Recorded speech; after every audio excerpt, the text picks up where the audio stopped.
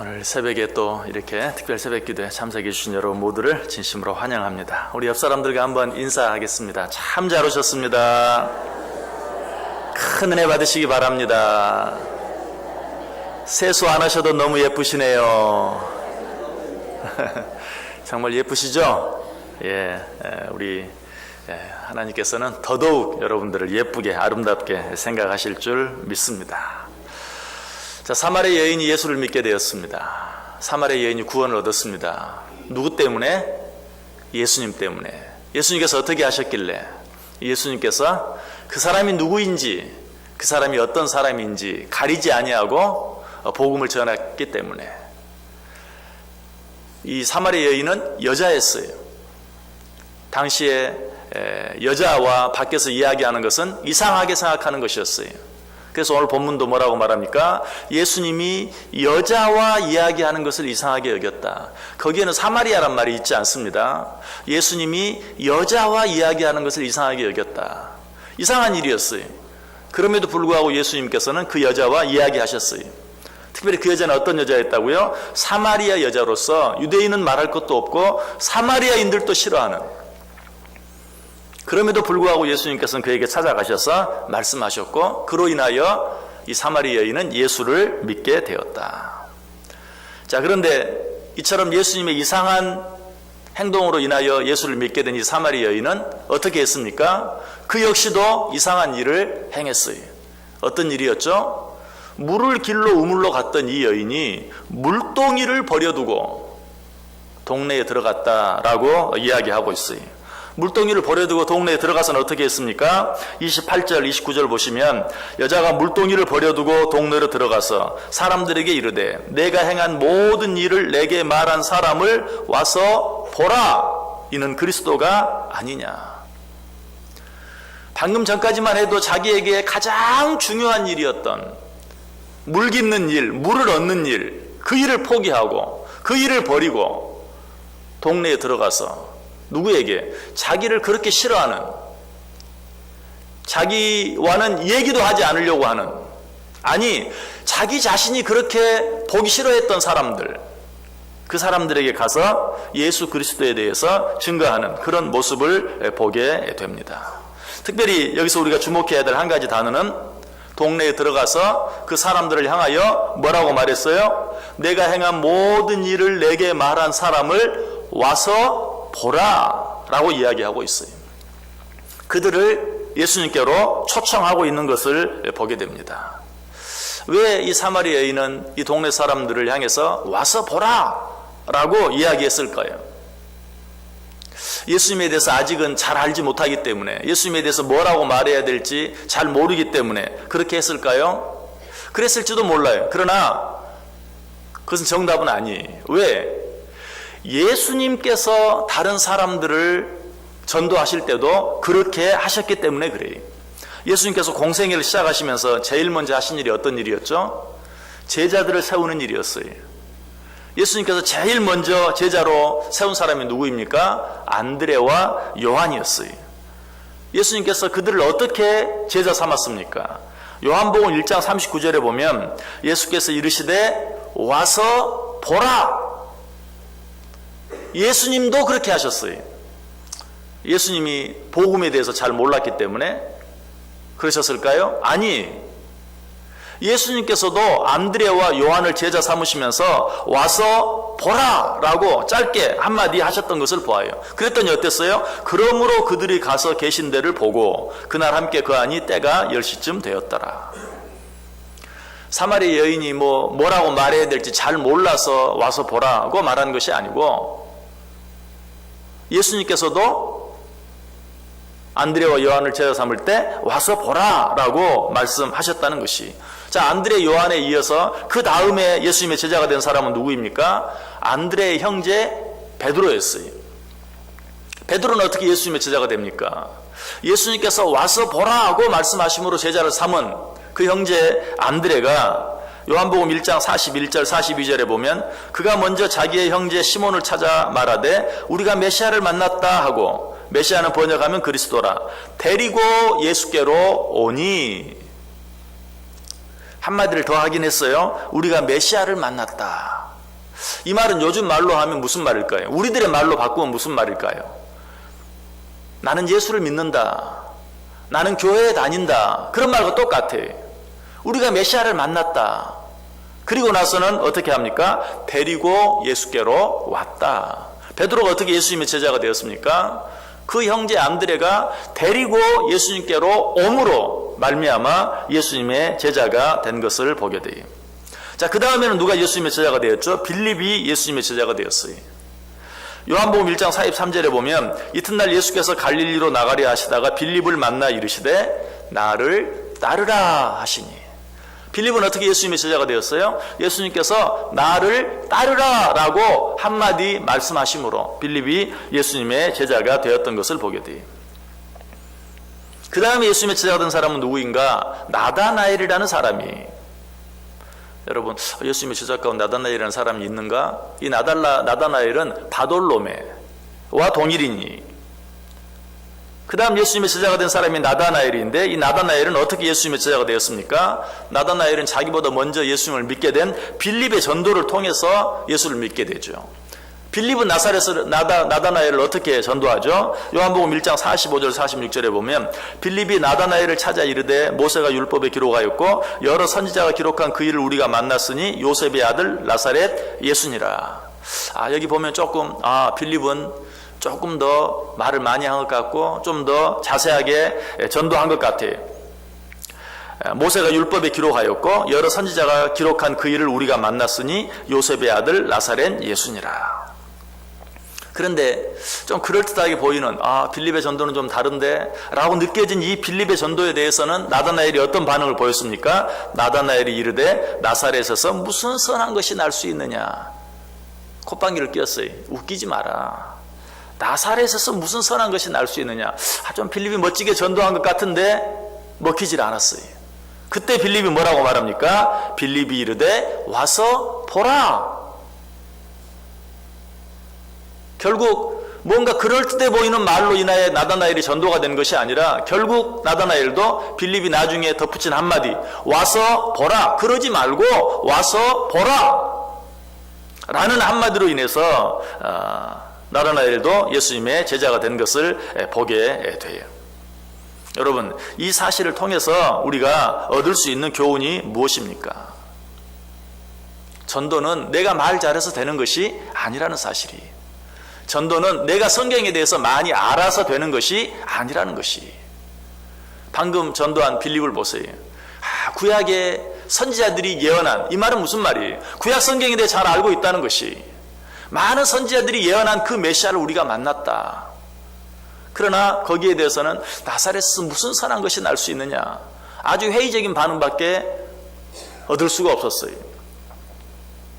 그러나 결국 나다나엘이 예수님의 제자가 된 방법은 무엇이었다고요? 와서 보라 라는 그 말 때문에 예수님의 제자가 된 것을 보게 돼요. 여러분, 우리가 어떻게 해야 될까요? 여러분, 우리들은 무조건 전할 수 있어야 돼요. 무조건 강권할 수 있어야 돼요. 특별히 내가 직접 찾아가지 못한다 할지라도 우연히 만나게 되는 모든 사람들에게 복음을 전할 수 있어야 돼요. 여러분, 예수님께서 가장 먼저 제자를 삼은 안드레와 요한도 예수님이 찾아간 게 아니었어요. 우연히 자기를 따라오는 안드레와 요한을 보고 예수님께서 그들을 초대한 거예요. 뭐라고? 나를 따르라. 와서 보라. 라고 이야기하고 있어요. 그러자 그들이 예수님 사신 데를 와서 보고 예수님의 제자가 된 것을 봐요. 또 예수님께서 빌립을 전도하신 것도 마찬가지. 예수님이 빌립을 찾아간 것이 아니, 그가 갈릴리로 가시다가 우연히 빌립을 만났어요. 우연히 만난 빌립에게 나를 따르라 라고 함으로 제자 삼은 것을 보게 돼요. 그렇다고 직접 찾아갈 필요가 없다, 그런 말은 아니. 예수님의 전도로 예수님의 제자가 된 안드레는 어떻게 베드로를 전도했습니까? 그가 예수님을 만난 후에 제일 먼저 베드로를 찾아갔다고 말하고 있어요. 그가 시몬을 찾아가서, 자기 형제 시몬을 찾아가서 내가 메시아를 만났다, 우리가 메시아를 만났다 라고 말하고 그를 예수님께로 데리고 왔죠. 일부러 찾아가서 전도한 것을 보게 돼요. 또 예수님을 우연히 만나서 예수님의 제자가 된 빌립도 마찬가지. 자기는 우연히 예수님을 만나게 되었지만 빌립은 나다나엘을 찾아갔어요. 찾아가서 그에게 전도하는, 뭐라고? 와서 보라 라고 전도함으로. 여러분, 우리가 우연히 만난 사람이 뿐만 아니라 내가 또 어떤 사람을, 하나님께서 내게 내 마음에 부담을 주시는 어떤 사람을 찾아갈 수 있어야 돼. 그래서 어떻게? 강권할 수 있어야 돼. 전도에는 왕도가 없어요. 전도에는 오직 무조건 전하는 것과 무조건 데려오는 것밖에는 없어요. 여러분, 왕도가 없다라는 말을 우리가 주로 언제 쓰죠? 영어에는 왕도가 없다라는 말을, 거기에서 우리가 전도에는 왕도가 없다라고 말한 것이, 왜 영어에는 왕도가 없죠? 거기에는 뭐 여러 가지 문법을 공부하고 뭐 하고 하는 그런 것들이 좋은 방법이 아니에요. 영어는 무조건 하는 것이. 여기에 내가 살아보면 우리 한국 사람들이 영어를 제일 못해. 왜? 우리 한국 사람이 너무 많이 배워서 그래. 우리 한국 사람들은 아주 요즘 유치원 때부터, 유치원, 초등학교, 중학교, 고등학교, 최소한 거기까지는 다 영어를 공부하기 때문에 영어를 말하기 전에 뭘 생각하냐면 내가 배운 걸 생각해. 문법을 생각해. 주어가 어떻고 동사가 어떻고 이걸 먼저 생각하고 머릿속에서 영어 문장을 만들다가 말할 기회를 놓쳐버리는 거예요. 누가 영어를 잘하는가? 교육 수준이 낮은 곳에 있는 사람들이 영어를 잘해. 저 아프리카 사람들은 아주 잘해요. 왜? 무조건 말하고 봐요. 단어만 알면 이야기해. 그 사람들은 금방 잘해. 그래서 영어에는 왕도가 없다. 무조건 하는 것 외에 방법이 없다라는 말이. 전도도 똑같아. 전도를 어떻게 해야 되나요? 좀 배웠으면 좋겠어요. 그런 사람은 평생 배우고 있다 말아요. 전도는 어떻게? 무조건 하는 거예요. 무조건 가는 거예요. 무조건 말하는 거예요. 무조건 데리고 오는 거예요. 실제로 여러분 주위에 보세요. 누가 전도를 잘하는지. 무조건 오라고 강권하는 사람, 무조건 예수 믿으라고 전하는 사람. 여기서도요, 여러분 어떻게 예수 믿었습니까? 라고 손들어 보라고 하면 누가 신학적으로 성경을 잘 설명해 주고 구약은 어떻고 신약은 어떻고 교리는 어떻고 설명해 줘서 여기 나온 사람은 한 사람도 없을 거예요. 내가 성경 지식이 아주 밝은 어떤 목사님을 만나가지고 이런 사람은 거의 없을 거예요. 그냥 막 데리고 끌고 오는 사람. 어쩌면 부모의 강권함에 의해서라든지 친구의 강권함에 의해서라든지 그렇게 해서 여기 나온 사람들이 대부분이지, 무슨 성경에 대한 설명을 듣고 여기 나온 사람 없어요. 전도에는 왕도가 없어요.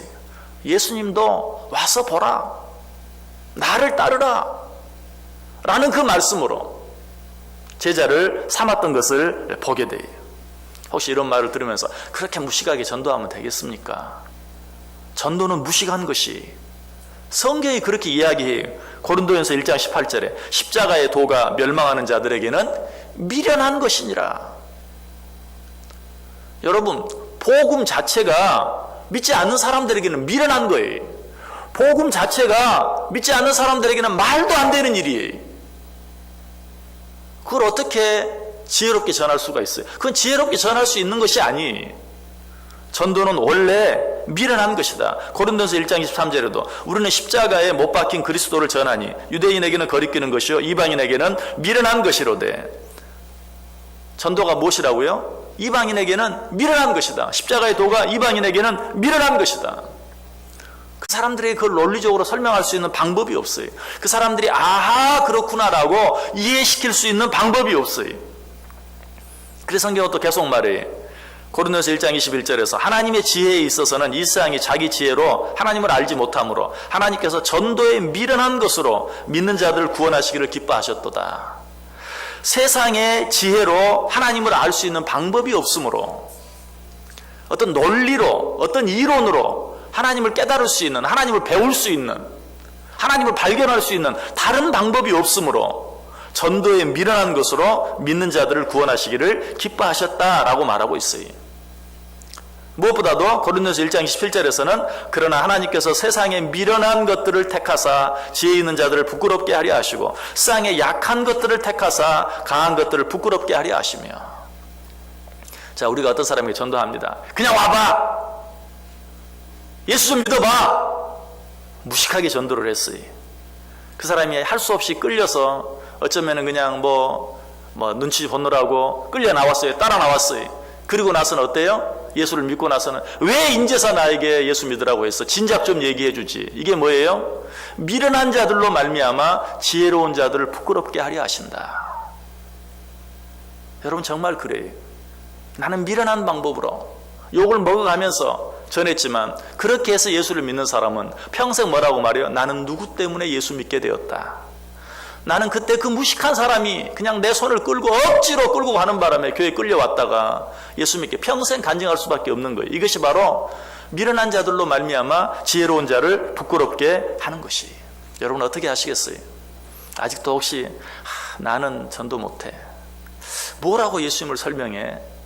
뭐라고 전도해? 하는 것 때문에 아직도 전하지 못하고 있는 그런 분들 계십니까? 아직도 내 마음속에 어떤 사람 전도해야 되는데 하는 마음은 있는데 하나님 분명 나에게 그런 부담감을 주셨는데 아직도 찾아가지 못한 자가 있습니까?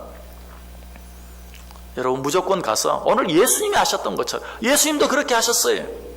와서 보라. 나를 따르라. 와서 보라. 데리고 예수께로 오니. 여러분 그렇게 했을 때 어떻게 했습니까?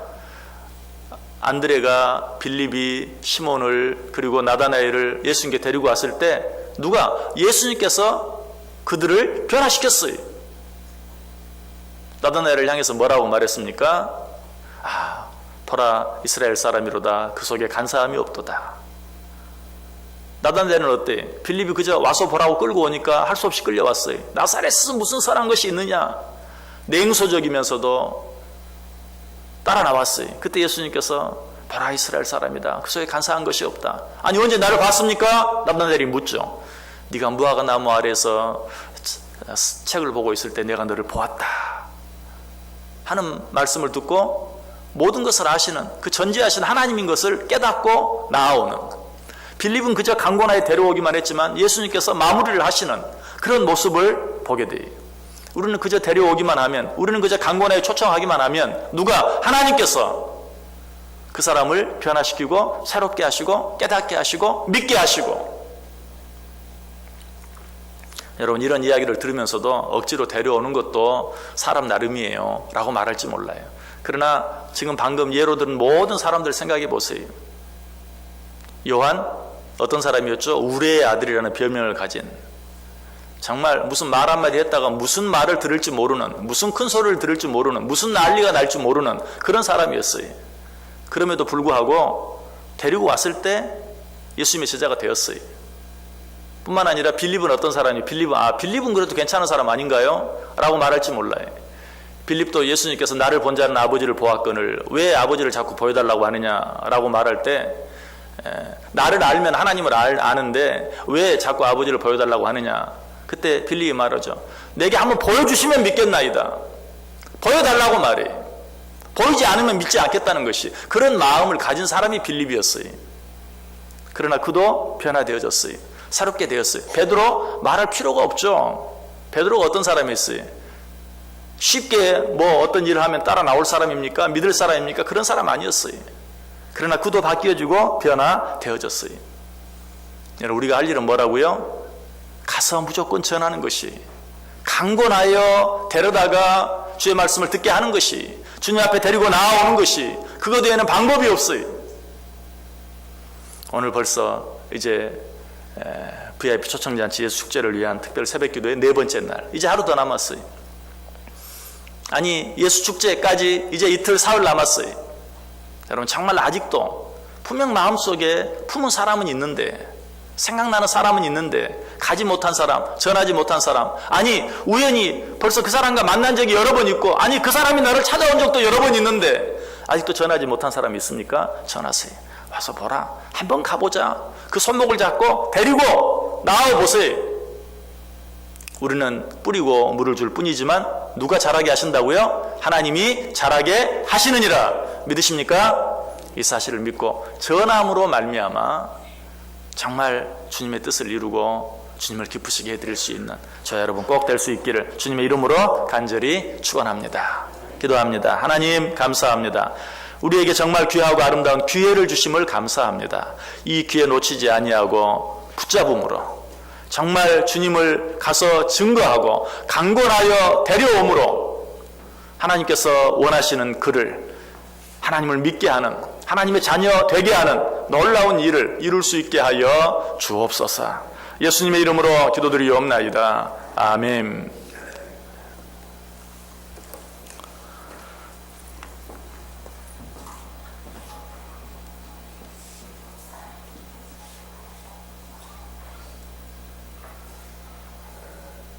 시간은 VIP 초청잔치 태신자로 초청된 분들을 위해서 통성 기도를 하는 시간입니다. 8일 교구장이신 김남구 장로님께서 나오셔서 기도 인도해 주시겠습니다.